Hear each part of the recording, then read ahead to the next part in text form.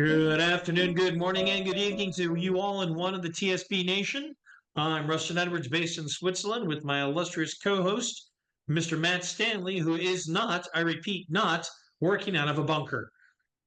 Listen, it's unique, and it's my new gaff. I moved house last week. I've had a house renovated, and yes, you'll have to come here to appreciate the industrialness of it. But it's great to be here finally. The sterile work environment, yes. Yeah, look, my wife decorated it. So if you want to go ahead and have that opinion, please feel free. I'll go and get her. Good luck with Yeah, that. I think I value my life a bit too much Yeah, to have that discussion. I tried that once. Didn't go great. But where we are today, we got crude just barely under $85 at 84.96 on the front month, coming down off the highs after the Hurricane Beryl made landfall in the U.S. Gulf Coast and dropped a lot of water, cut out a lot of power, but doesn't seem to have impacted anything on the oil infrastructure. No, we wrote something about it yesterday. Actually, my colleague Victor, I was just talking to him about it. We covered it. You know, we're starting to cover these market events, these big disruptors, a lot closer than we used to. Excuse me. You know, I think on Friday we were up to, on the 5th of July, Friday during the window, the EU window, so 7:30 UAE time, 4:30 European time. Brent was a shade under $88 a barrel. So yeah, largely it's come off. I mean, look, we assessed the upstream impacts yesterday. We've got about, not much, 30,000 barrels a day net loss for the month of July in the US Gulf Coast. There's not a lot. I'll show you something here. Just let me share this screen. You can see the, where am I? Let me just, there I am. Yeah, 30,000 barrels a day. That could just be line maintenance at any one time in the U.S. Gulf Coast because, usually you get about 1.7 to 1.8 million barrels of production impacted by a major storm. Yeah. So not that much. Right. And she's in, just on her way to Michigan now, just under south of Michigan. Beryl's storming her way through the US. Yeah, look, you can see the fields here. So she's up here. This is not, that should be July 10th. These are the fields that have been knocked out, but largely these are negligible, should we say. But, we've been banging the refinery, the Atlantic hurricane season drum for a while now. Long have we said it's something to be watchful of. And, just some facts about Beryl. I'm not sure we covered this. It was last week.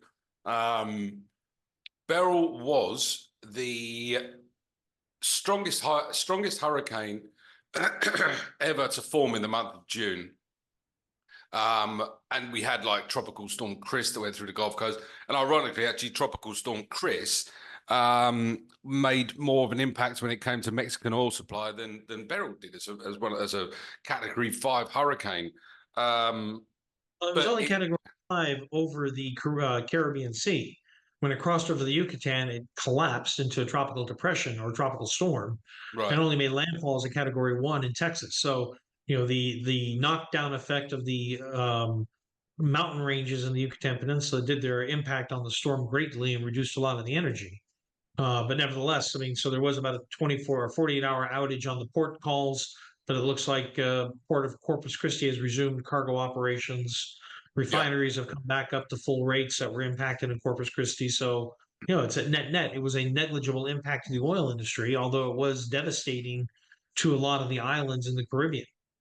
Yeah, but I think, the actual fallout is not what the market trades on. It's the potential fallout, isn't it? And I think a lot of people were worried about it. I mean, my colleague Matty Smith, the pilots have said that the channel looks good for navigation. So Brazos, places like that. And the channel, the Houston ship channel and the barge lanes are starting to clear. But it is certainly a year, I think, where this is not going to certainly be the last that you and I will be talking about hurricane season in the Gulf Coast. I think it will be one that will be monitored more than any other. And I'd argue that people are looking at alternatives already. I think that there's probably some hedging of supply going on already. People are trying to be a bit more proactive. Don't you agree? Well, you might be a bit proactive, but you have a lot of alternatives on supply available. So it's probably, to me, no different than any other hurricane season. Yes, there was a big forecast of massive amount of storms, but that's been a drum that's been getting beat quite regularly now from the different weather advisory services over the last probably 6, 7 years. Yeah, We're going to have a record season, a record season, a record season, and then nothing really happens because it's a forecast on a reality. yeah, Um, the ocean temperatures are warm, so there's a lot of energy there stored up that can be translated into a weather event. yeah. The wind shear is not as strong this year as it's been in the past, but that can change as the year progresses. Let me. And Can I so just ask? Can I just ask you a question? This is kind of me indulging in a bit of adolescence here. When you're on a ship, as you have been, and you're crossing the Atlantic and going into the busy port of, Corpus Christi or wherever it is, in the middle of hurricane season, is there a difference to how? Of course, there is, but I'm naive to this. Is there a difference in how you navigate? Is there different instruments that a master uses, or do you take a completely different path? Do the voyage times no, get longer? no, So you just you plow take the straight same through. path. The only time you do anything different is if there is a storm that you are approaching, or if a storm's approaching you. So that's the only time you do anything different. So if you're going into, say, the Port of Corpus Christi and a storm was coming up through the Yucatan Channel into the Gulf of Mexico, and say you're coming down to Florida, you might slow down. You most likely would slow down, let the Right, storm pass, and then you pick speed back up and go. So it does increase ton miles in that regards. If you're in the port area and a storm is coming, you basically bug out to the south. So you head down into the Gulf of Campeche, wait the storm out, then come back up.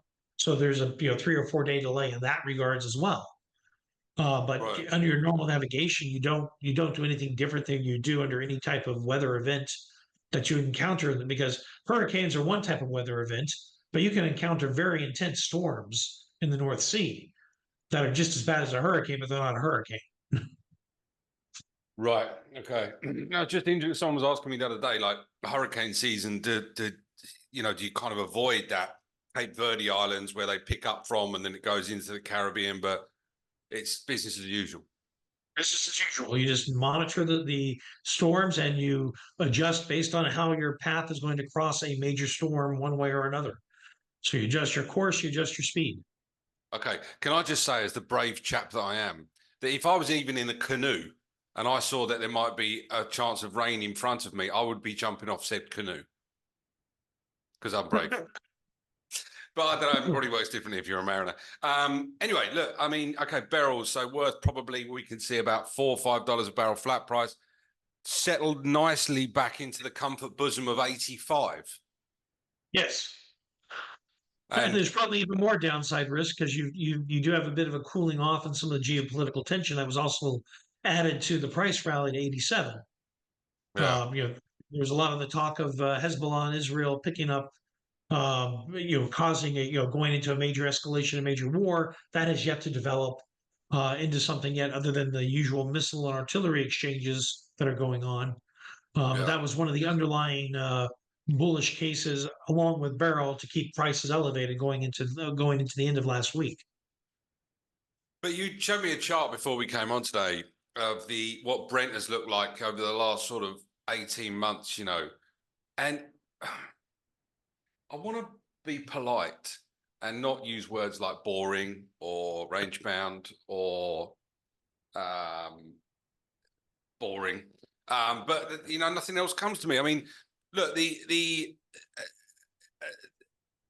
one thing that OPEC have done over the last 2 years is stabilize the price of oil. Arguably, that is the group's objective rather than high oil prices. But it seems to be an oil price for around these level fiscal budgets for the GCC core seems pretty satisfactory. It's just how we break out of this range. You're trying to bring it up there, aren't you? I'm trying to, but having a bit of an issue, so bear Okay, with me. well, we can be, as a smoking barrel nation, we can bear with you. But essentially, look, before you bring it up to visualize it, at 75 to 95. I mean, really, that is, it's probably not even that, 77 to 92, actually. But 85 certainly seems to be what the range is. We've got our forecasts kept. We've got our forecasters a bit higher in July, about 87, before it starts dropping back off because of summer demand. There's going to be a deficit. I mean, within the EIA said that there will be a deficit coming into next year. But yeah, not much to jolt it away from this $85 a barrel, Edwards. No, I don't think there is. I think you've got fairly good support at $80, fairly good resistance to 87. And I don't think there's much unless you have a major shift or a major news item which changes the actual supply and demand balance to push it higher or bring it lower. I think at this point we're kind of in a neutral Monte Carlo market. There's nothing that's going to go up, nothing that's really going to go down. There's going to be some intraday volatility, but I don't see us breaking out of this range anytime soon. Yeah, no, I agree. I'm not the bullish trader that certain analytical firms have been about, oh my God, demand is going to be so great in Q3 and Q4. Because if you look at the recent data out of China, it looks like China is not providing the massive inflow that everybody's hoping for to support prices to a higher level. Yeah, look, I mean, it's something we're putting together. We said a couple of weeks ago that we want to do a review of what the first half of 2024 looked like. It's still a bit early, but there's something we wrote here. Let me just bring it up.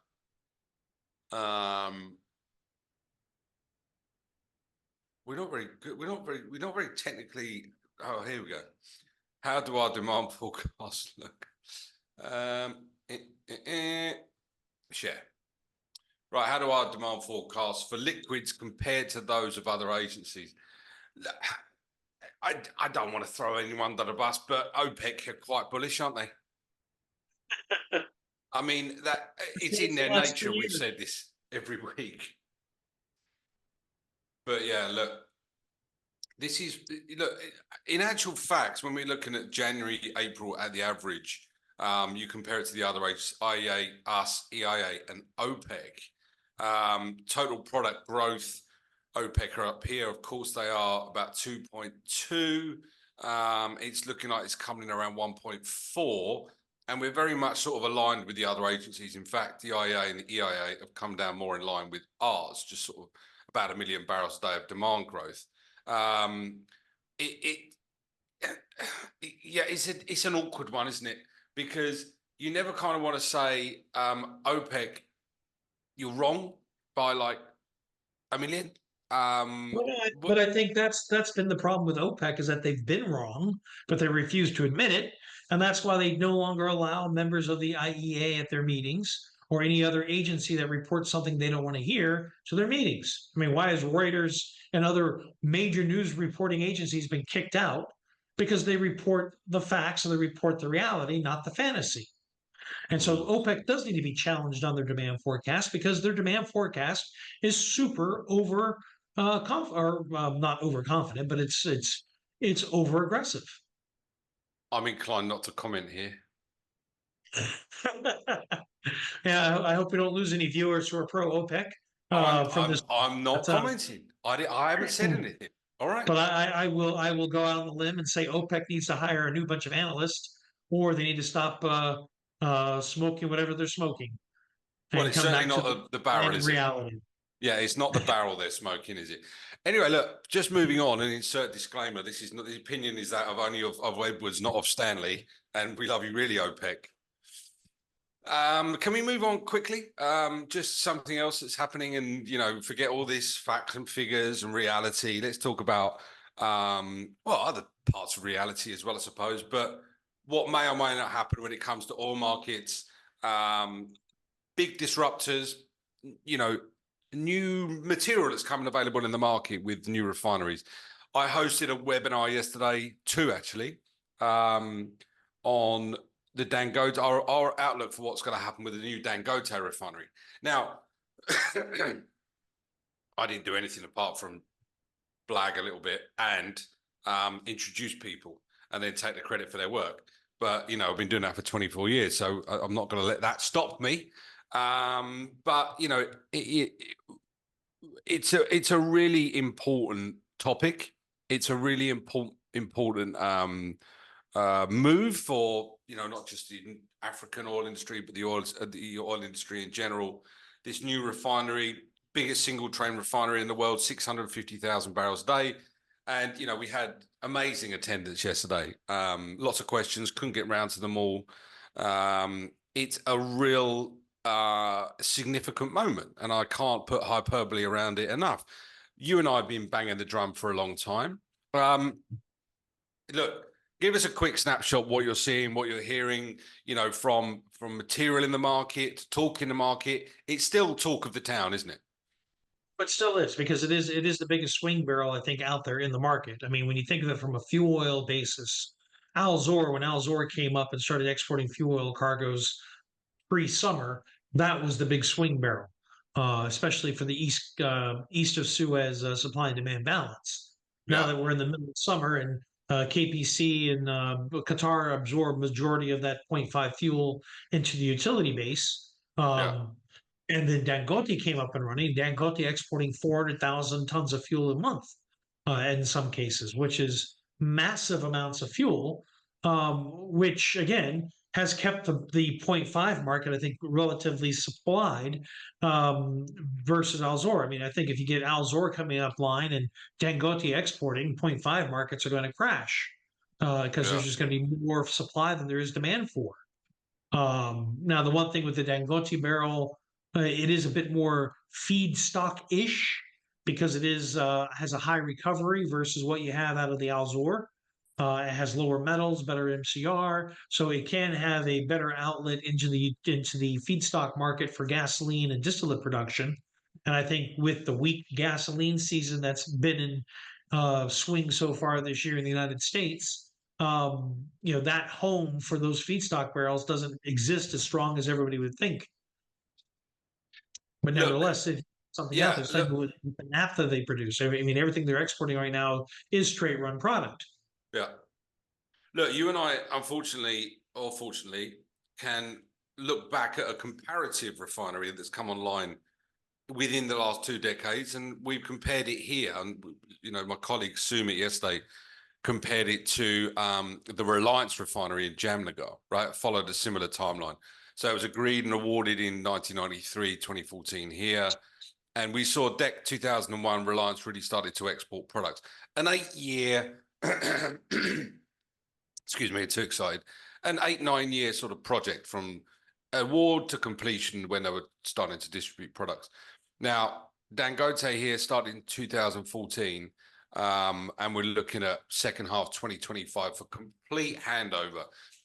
Roughly a similar timeline. I'd argue that Nigerian politics are a lot more complicated than those in India to a certain degree. I would actually put some a bit differences in the whole project in general, because the Dangote refinery, they had to do a fair amount of land remediation before they could build, because where they built the refinery in the Leggy Free Zone is a bit swampish type soil, or there's a low water table, so they had to put a lot of support structure underneath the refinery, which takes time.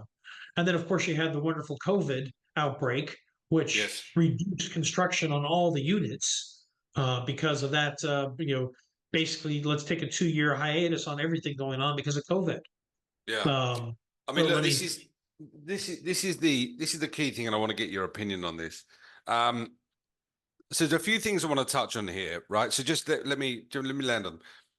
Q1 this year, we saw that the CDU was starting up and there were test runs. We saw that up to 300,000 barrels a day. We saw at the end of, say, June. We saw a lot of straight run. I think we saw 3 Suezmaxes load of fuel oil in June, all of which, full options. One went to Singapore, one went to Fujairah, and one went to the Caribs. So it's not like there's one home for that straight run fuel oil barrel. Now we're starting to see the commissioning of the reformer, which is obviously produces Reformate, which is like 100 octane gasoline blend stock that would go into the straight run naphtha and could make the 92 gasoline, getting technical upwards. And then you're looking at the RFCC, and then we've got you won't see Euro 5 grade products, so what you can import into Europe basically for road and industrial use until Q4 on the diesel and Q1 next year on the gasoline. Now that's quite significant because a lot of people have been hoping that there would be product now. That hasn't transpired that way. Lots of people are hoping it would be coming out in November. Well, what's the talk on the tiles, Edwards? People are thinking product's going to come earlier than that? Well, I think you have diesel for regional diesel use is already existing. Same thing with jet fuel. So Yeah, those products are there in the market already being traded. I think the gasoline, remember West Africa is not Euro 5 spec. It is its own, each country has its own individual quality. And yeah, so can they produce gasoline for the region?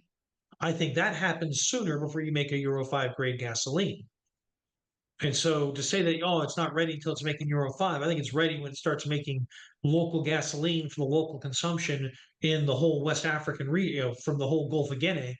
And so start supplying your Burkina Faso, your Ivory Coast, yeah. maybe not Ghana because Ghana's got the Swinto refinery, but you start putting those barrels in the regional market versus exporting to a European market. So I think that happens sooner than when you get to Euro 5. Yeah, look, I mean, yeah, I agree. I mean, I think it's a local barrel. I agree with that. I think that regardless of that, it changes significantly the way that that whole region is supplied. And I think that's what people really who've It is. got a vested interest. They It's a want, huge. It is a huge change yeah, because you basically remove the outlet for European production. That was of the overcapacity that the European refining system was making for the European market. West Africa was the next ground to go to supply goods to. Now that yeah, those are going to be supplied more and more by local refining, which the two big local refineries that are being produced, the Sonutro and Dangote, are not government operated. They are private enterprise.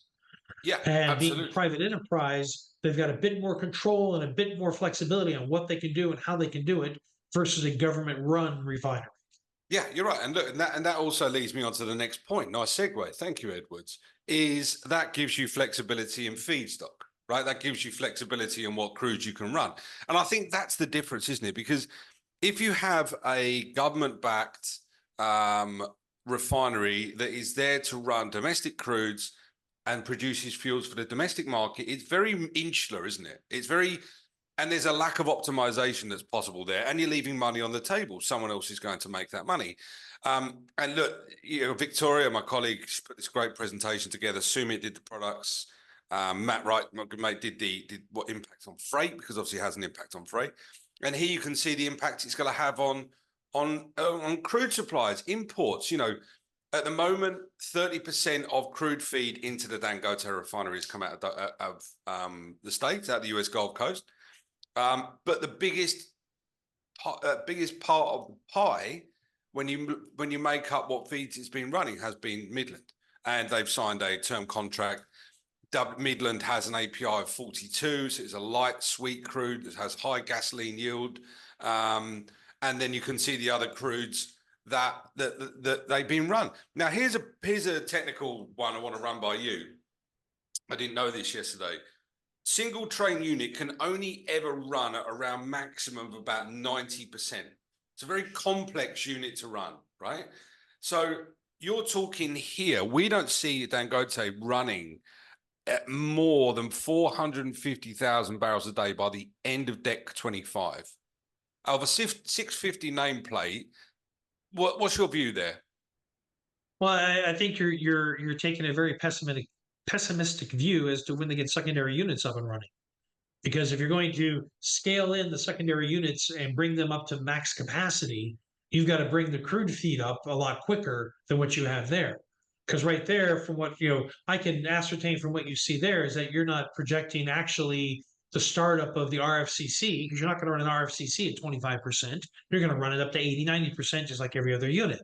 And all Yeah. the other second processing units, you have this graph to me looks like a lag of those units coming up. So you And see coming up more. full rate. Okay, so you see more. So where are we now? We're here, right? So which is mad, halfway through the year, more than. Yep. You see more of an as a sort of up here until the RFCC starts, say NQ3, and then further up here. So you NQ1 you see being up at where 9 months earlier. If you extrapolate what your view is, I would say conservatively, I'd say about by the beginning of Q2 of next year, they should have rates up to about 75, 80%. right? So Assuming there's no hit, assuming that things come up nice and easy, nice ratably, there's no problems on the startup and the getting the feed in and ramping up the feed. Okay, I'm gonna draw in like a 6-year-old. Dangote base case, and then I'm going to put Edwards base case here and put it in pink or something, and we'll just see how close you get in. No, look, I mean, look, I'll stop Green, sharing that. because green is the color of money. I like that. Okay, all right. Anyway, I'm being. No, look, we're basing it off our models, which are thorough. Trust me, but yeah, perhaps they are too pessimistic. But it's interesting that like everyone's got opinions, everyone's got an idea of what may or may not happen, but it's new, isn't it? And people want clarity on what is and what the one sort of person or people who are being quiet about it really are people who work at Dangote. There's not a lot of noise. There's a bit in the press when they get pushed by the Punch or the Lagos Bugle or whatever it's called, and local newspaper there. I'm sure it's not called that. Then they're forced to say, okay, look, we're looking at this and we're looking at that, and he's, because it's such a significant point that they want to push for a news article. But look, a significant moment in history, a significant moment for the African oil sector, and it was a good webinar. I'll reach out to anyone at Kepler if you want to get some more info. Not selling, but yeah, look, it's hurricanes, new refineries, Biden. Oh, let's not go down that road. I just love his face. I just love his face when he was in that. Versus Trump, and he was like he was shocked he was in the room. It was amazing. He wasn't on form that night, and then he put some sunglasses on yesterday and told NATO that he's going to get it, so he'll be fine. Anyway. Yes. But anyway, no, I think the last financial hurricane that was out there that came out this week was the testimony of Jay Powell in the U.S. Congress, where he basically has given a bit of fodder for the bulls about potential interest rate cuts at the end of the year. Yeah, but did he? Well, that's it's what are you reading into the words that he actually said? Well, Senator Kevin Cramer, Republican of North Dakota, said to Powell, any move to lower rates before the 5th of November would be a bad perception. Powell said, we are well aware that we face two-sided risks, and he did not want to be sending any signals about the timing of any future actions on interest rates. I don't see how someone's decided that there's suddenly going to be 2 rate cuts. Well, I think the point that everybody was taking to the bank on the rate cuts was the comment that Powell made about they don't want to do anything to be detrimental to the U.S. economy, and holding raits too high could be detrimental to the U.S. economy. Where are those straws? And I paraphrase let me just clutch it. Exact quote. Yeah. But that's a pair. But that's about the only thing out there that I think would give anybody who's bullish some feed to look at, because if the U.S. does cut interest rates and you get 2 interest rate cuts, okay, we go from 5.25 to 4.75, which is still a fairly elevated interest rate market. I don't see how that's that super bullish anything unless you get interest rates down to 1.5%, 1%. Yeah, I agree. Yeah. Right, so it's a bit of like, yay, we're cutting rates, but that doesn't really do much at this point. But the U.S. economy is rolling along. Unemployment's in a good spot. Job growth is there. I think the downside is the global PMI numbers are still coming in relatively horrendous, with global manufacturing below 50, which is contraction. But the service sector is also coming off. It's now around 51, 52 on a global basis, which is coming down off the high of 58 that was out there. So there is some economic headwinds out there that's showing contraction on a PMI basis. And then if we all want to go back to my favorite harbinger of high inflation to come, is container freight. Container index. Yes. Show us. Which, if we look at the recent reading on the container freight index, it is getting closer and closer, where we're actually at the high levels that we had during COVID. Wow. Or post-COVID, excuse me. So again, this comes from Trading Economics website. The container freight index is a 5-year chart. 2022 is the height of the exit of the pandemic. Yeah. And here we are today. It's just about up to those head and shoulders around that transition from 2021 to 2023. Yeah, you know what? I mean, this is making its way now to to sort of I don't want to say mainstream media, but it's becoming a problem. It's becoming, what people are really, really talking about. And I really want to spend some time on this next week to sort of pick through the details, because we're coming into, blimey, next week will be the middle of July. And people will start be thinking about, okay, well, I need to think about my winter energy security, and I need to be buying gas oil. We are going to be coming into that period where people are going to be planning deliveries for October. And then we get into the festive season, Thanksgiving and Christmas, obviously. So I think it's a story that's going to hold some value throughout the rest of the year, as well as probably what happens especially if you're looking at your contractments of affreightment that are going to be starting going into negotiations for 2025. Yeah. Because usually Q3, Q4 is when people start negotiating what their freight is going to look like for the next year. Yeah. I mean, the one thing that's a startling number is the fact that this freight index year to date, or year on year, is up 300.74%. That's crazy. Which is a huge increase. Year to date, from January to now, it's up 112%. Yeah. So if you're thinking of your underlying cost structure going into a mercantile business where you're buying finished goods to bring into a retail store, that's a pretty significant cost increase you're going to have to absorb and then pass on to the consumer. Yeah, totally agree. I totally agree. Let's keep an eye on that one. So keep a weather eye on that one, like we do with the Atlantic Basin, where there are currently no storms. So thank God. Yeah. And but I think that's about all the time we have, because we have the big hurricane match of England versus Netherlands today. I'm saying nothing. All right, good to see you. Well, see you next week. Like, comment, subscribe. Like, comment, and subscribe. Catch us on YouTube. Catch us on LinkedIn. For all you new subscribers, I hope you enjoyed your first show. Please catch us again when we come back to you next week. Ciao. Ciao.